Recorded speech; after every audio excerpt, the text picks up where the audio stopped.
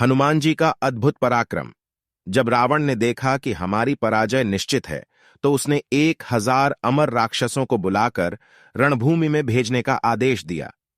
ये ऐसे थे जिनको काल भी नहीं खा सका था। विभीषण के गुप्तचरों से समाचार मिलने पर श्री राम को चिंता हुई कि हम लोग इनसे कब तक लड़ेंगे। सीता का उद्धार और विभीषण का राज्य तिलक कैसे होगा, क्योंकि युद्ध की समाप्ति असंभव है। श्री राम की इस स्थिति से वानरवाहिनी के साथ कपिराज सुग्रीव भी विचलित हो गए कि अब क्या होगा।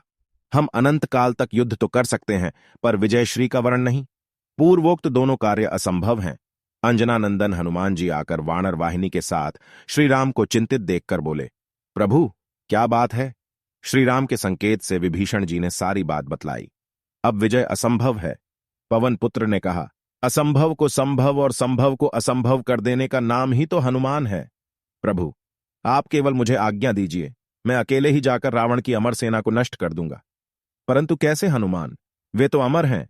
श्री राम जी ने कहा, प्रभु, इसकी चिंता आप न करें, बस सेवक पर विश्वास करें। हनुमान बोले। उधर रावण ने चलते समय राक्षसों से कहा था कि वहां हनुमान नाम का एक वानर है, उससे जरा सावधान रहना। एकाकी हनुमान जी को रणभूमि में देखकर राक्षसों ने पूछा, तुम कौन हो? क्या हम लोगों को देखकर भय नहीं लगता जो अकेले रणभूमि में चले आए?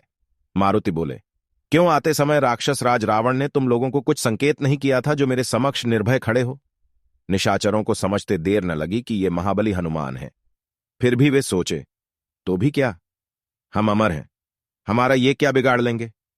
भयंकर युद्ध आरंभ हुआ। पवन पुत्र की मार से राक्षस रणभूमि में ढेर होने लगे।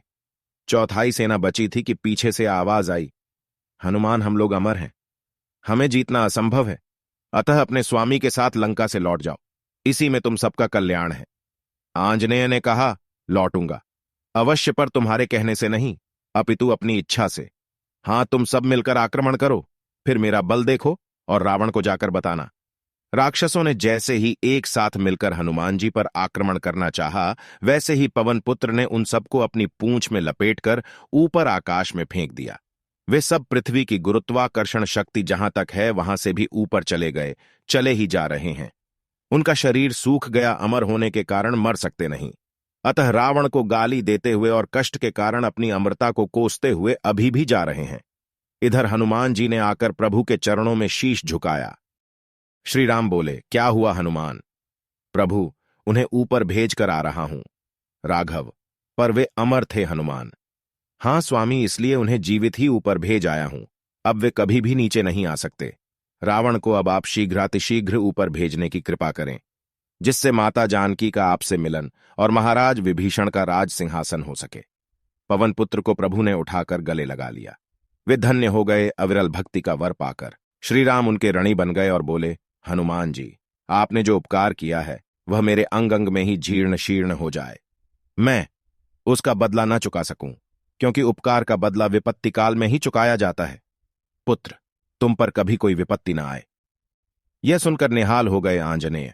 हनुमान जी की वीरता के समान साक्षात काल देवराज इंद्र, महाराज कुबेर तथा भगवान विष्णु की भी वीरता नहीं सुनी गई। ऐसा कथन श्री राम का है, न कालस्य न शक्रस्य न विष्णुर्वित्तपस्य च कर्माणि तानि श्रूयन्ते, यानी युद्धे हनुमतः। जय श्री सीताराम।